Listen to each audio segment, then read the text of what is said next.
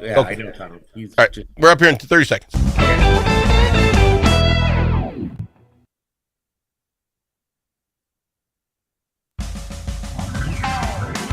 What do you mean, you people?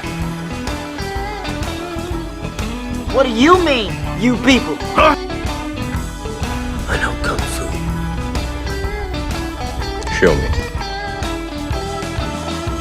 I'm a peacock! You gotta let me fly! Sometimes you win, sometimes you lose, sometimes it rains.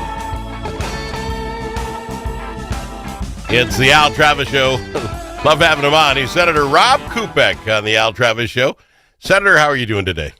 Pretty good. Hey, when we started doing these back in December, it was very dark outside, and now look, there's light in my window. So There is so much good going on. I see 50 degrees in the forecast down the road. Now, okay, I got my weatherman on.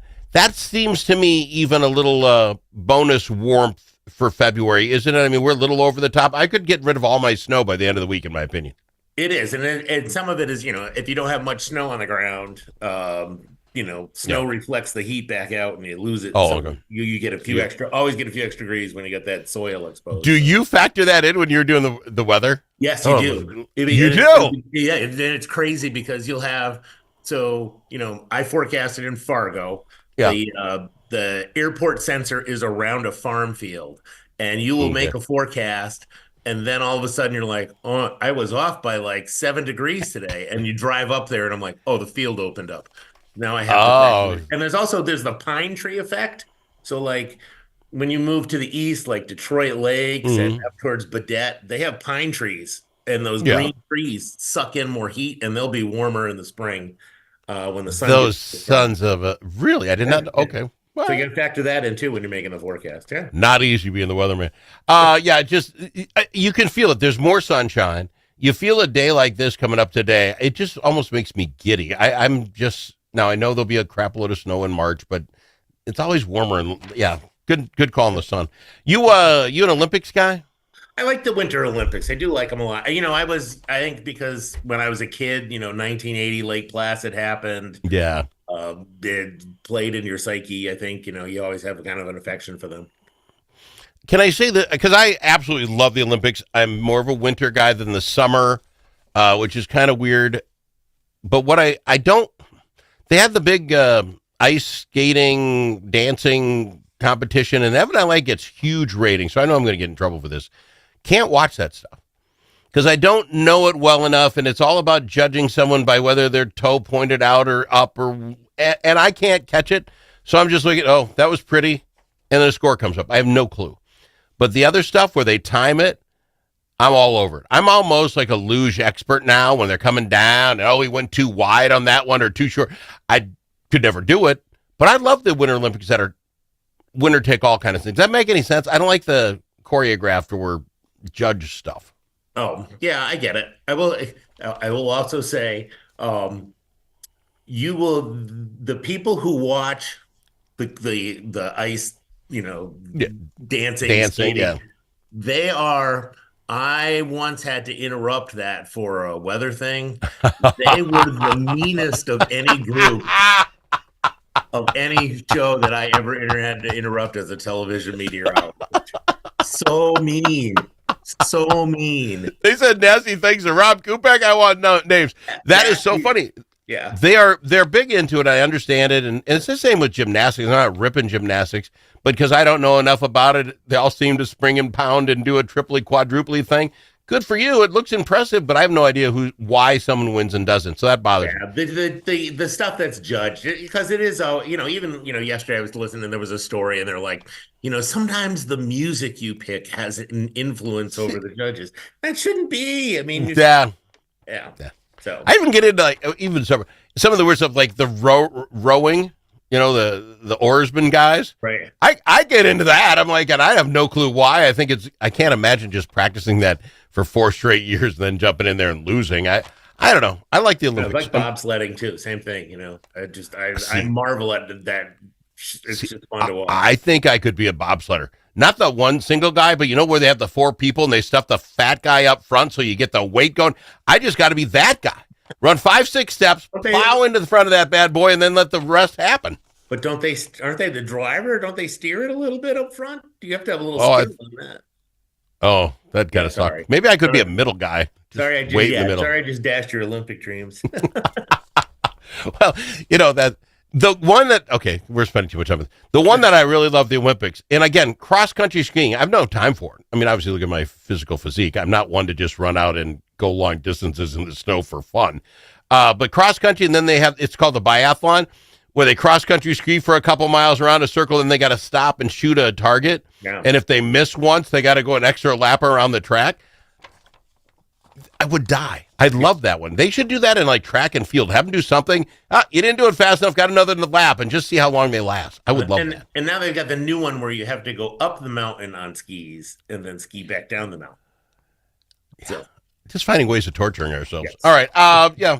So Olympics. Lindsey Vonn blows the whole thing up in like the fourth gate. Her arm gets hooked up, and she's taken off the mountain. That was going to be the story of this Olympics. And I think you said it before we got in there. It wiped out the fact that there was an American that won it because all anybody wants to talk about is Lindsey Vonn, even though she didn't even finish. Yeah, I do. I feel bad for her. I mean, you're trained for this. You have, for her. I feel bad for the woman who won because you're like, Yeah. I won the Olympics, but I'm not kind of that would be the big story. Like, Yeah. In 4 years from now, when no one remembers that gal's name, she'll be like, I'm the one who beat Lindsey Vonn by 5.5 minutes. Although her name is Breezy, I feel like I'm not going to forget her name. Oh, fair enough. That's cool. Breezy. Hey, I got a quick side story to get into work stuff with you before we go. Sure. Representative Tim Murphy was in the paper today. One of the editorial people at the Strip was doing an article on him, and she went through this whole thing that Republicans don't like talking to the press. They have a real hard time in outside Minnesota and get anybody to do it, and he said he would. And they met. She said he was a very kind person. And when it was done, he mentioned that he has taped the interview. She had said that she tapes interviews as well, but she usually starts up front about it, so everybody kind of knows. Minnesota, you don't have to, but he let her know. And when she was writing the article, she seemed offended that he would do that, especially without letting her know, but he did. She seems it was awkward, and there seems to be no trust there. She mentioned in the article that people in your line of work have an 8% favorable rating when it comes to newspapers, radio, and TV newscasters. Wouldn't Rod Kupec do himself a favor to tape everything he does so that you don't get quote unquote misquoted? I would think in your line of work it would be something you just do. So, this is always a difficult issue for me because I worked on the other side of the fence. You know a lot of those guys. Yeah, I did reporting besides doing weather. So, and I always thought as a reporter, I tried to give people a fair shake, and sure, even if they had a story that they wanted to get out, which wasn't what I was working on, I still tried to get their story out. But and I see this.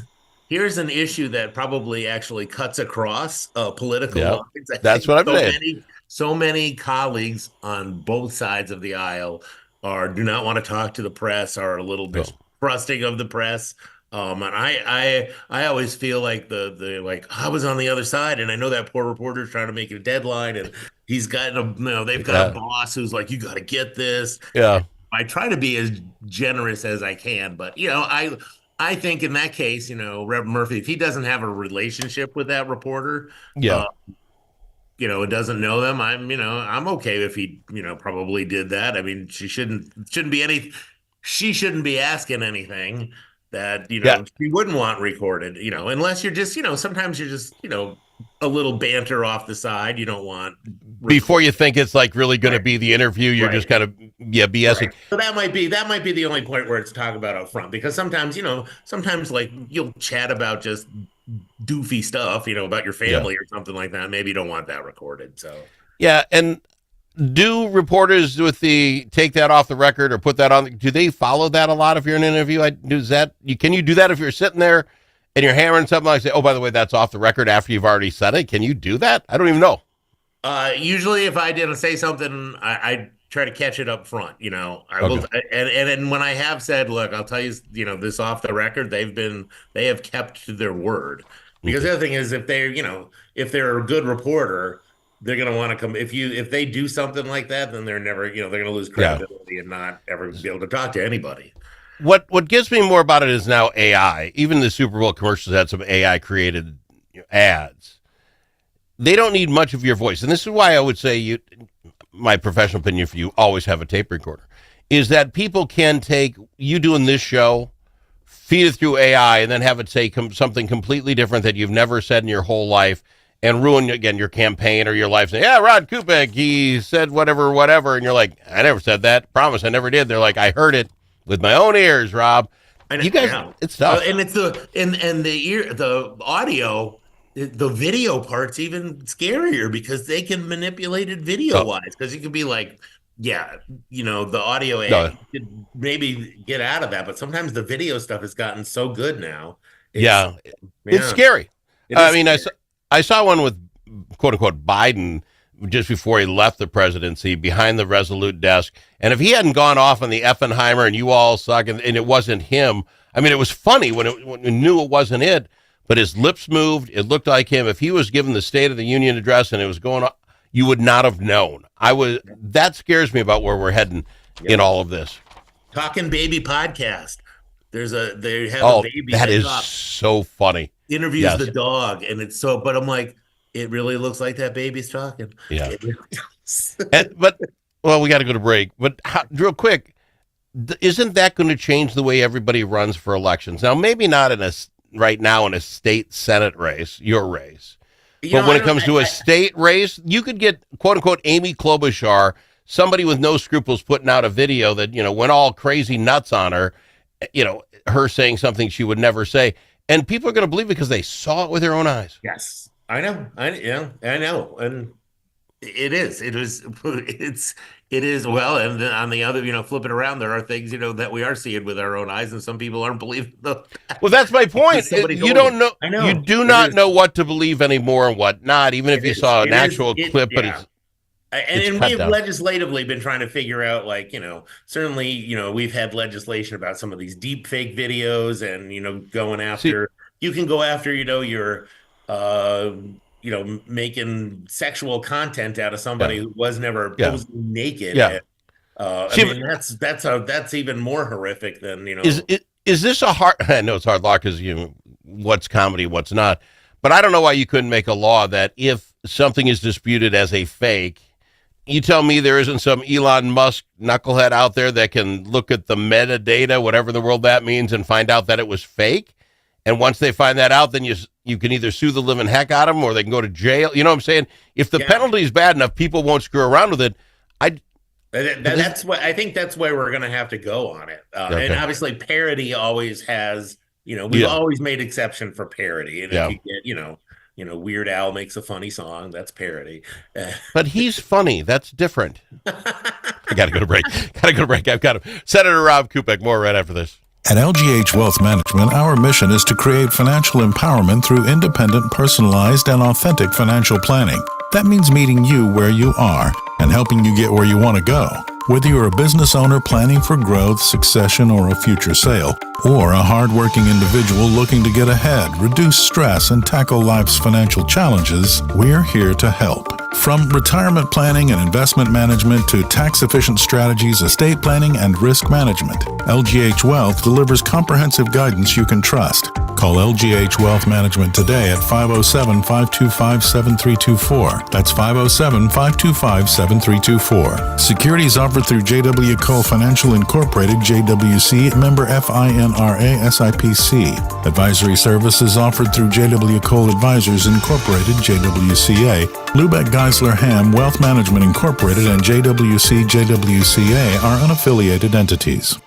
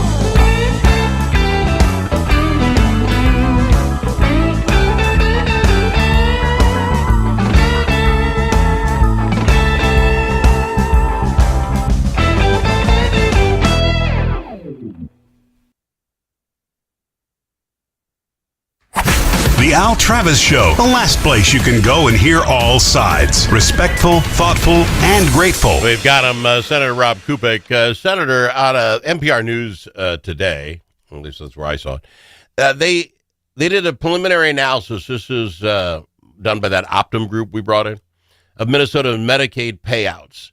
They found that direct policy violations may have cost the state more than $52 million in less than 4 years. The caveat being that the $52 million figure does not imply that fraud occurred. It points to claims where policy wasn't followed for some reason. Providers didn't fill out their claim right or whatever, but they were still paid out. It also says, the report says Minnesota could save upwards of $1.7 billion if it just followed its Medicare policies. So this isn't fraud. This isn't people screwing us out of money. This is us just paying out even if you don't follow the rules. When does this stop, sir? When do we get a handle on this? People are going to go crazy. Oh, that's not fraud. It's something else. It's not following your own policies for $1.7 billion. Yeah, and I don't know. The frustrating side of this is there are other agencies and other departments that have a lot of rules and seem to follow those rules really to the T, to sometimes to the detriment of, like, you know. Well, Department of Transport, let's use them quick, because I did this 100 years ago. I was on a marketing guy for one of those medical transportation firms, and the idea that every truck was some guy came down and went through it, and you had, whatever. I mean, there's 500 things on every one of these vans you have to have right? Otherwise you get dinged on it. And they go by. The Department of Transportation, they got a zillion rules, and they know them all. You know what I'm saying? I'm not ripping them. It's just there's a zillion rules to follow. Right. But when it comes to people's health, Medicare, Medicaid, it sounds like it's a free-for-all. It is on some, I don't know. On the other side, you don't like that term. I'm sorry. There are other people that get, they come in for inspections on a lot of things, and it's like, I am not sure. I am not sure what that culture is and how that gets, changed. But there are definitely, the one thing I think I've discovered in my 3 years is that the culture of agencies. It's fascinating. Because some agencies have a very different culture than other agencies, and even in responding to state senators. Sure. I call some departments, I'm going to get an answer in 10 minutes, and yeah. In other departments, I'm like, hey, I need to find out something. It's me. Hello. So how does that change, sir? How do you get that changed to have them all be responsible? Is there a way of doing that in your mind? I mean, how does it get fixed? I mean, I mean, personally, we had that inspector. I don't come back to that inspector general bill. I mean, yeah. Well, back to it. Let's get it passed. That constantly there was somebody like watching them. Yeah. On the time. I mean, we have an office of legislative auditor, but they, those audits come. It's not a constant. It's every, That's toothless. That is absolutely toothless, because they've had it forever. They keep saying, "Hey, here's issues," but if your group doesn't want to follow them, you don't have to. Right. And the thing is, it comes up, and then it goes away because then they're going to audit them in another 4 years or something when they come around on that cycle. You can move on and forget about it. That's why really that inspector general, that constant. Yeah. I really think that would hold. I really like that idea. So we got to get there. Sir, I appreciate you. Ran out of time, too much to talk about. I appreciate you being on the program. Always do. Absolutely love having you on. It's great. He's Senator Rob Kupec on the Al Travis Show.